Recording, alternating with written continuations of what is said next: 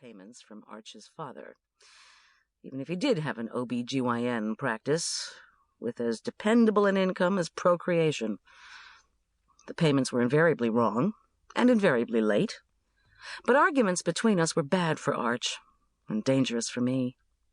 Peace was worth a lower income. I stared grimly at the calendar. Lots of parties between Halloween and Christmas. That was the ticket to financial security. Problem number 3, after short notice and money, was getting all the supplies for a job. My food supplier was doing an extra run for me because she, too, had known the financial strains of single motherhood. Her truck was supposed to be rumbling up from Denver right now, bringing us salmon and out-of-season asparagus and strawberries. After she delivered them, she'd give me a lecture on going out. She'd say, "It's not that tough to have fun." But tough was like a roll in the microwave. I didn't have time for a harangue about my social life, because in addition to needing the supplies, I'd just used the last of the honey to make the rolls. This meant the muffins were on hold. The local honey supplier was a handsome fellow named Pomeroy, lusted after by every unattached woman in the county, a fact my supplier usually did not fail to mention. Unfortunately, Pomeroy had said he wouldn't be able to get over for a while to resupply my stock. The unusually warm weather had brought out a predator that had raided one of the hives, and he had his hands full. Of what? I had wanted to say, but hadn't. Sugar would do for the muffins. The phone rang. "Goldilocks Catering," I said into the receiver, "where everything is just—" "Spare me the greeting, Goldie," came the voice of Alicia, my supplier. "I called Northwest Seafood. Fish is all yours." "You're great." She mm-hmmed and then said nothing. I said, "What is it?" "How well did you know this Laura?"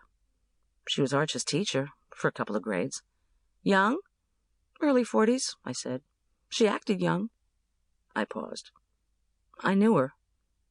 She grunted and said she'd be up in an hour.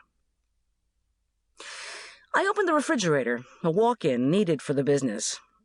John Richard Korman, my ex-husband, had found the cost of this item ridiculous. Ditto the van, and the required new sinks and shelves to store food above insect level.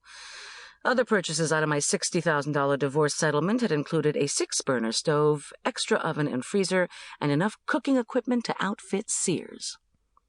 Retrofitting our old house off Aspen Meadows Main Street hadn't been terribly difficult.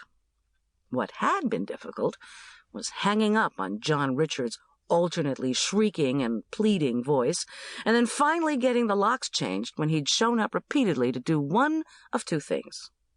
At first, even though we were separated, he would try to seduce me. Sometimes successfully, I was ashamed to admit. Or he would start a fight to demonstrate his opposition to my financial independence. And by demonstrate, I don't mean like Gandhi. In the walk-in, I reached for the butter, eggs, and cream. I backed out and whacked the door with my foot, then regarded my balancing act and the mirror-black surface. Blonde, curly hair.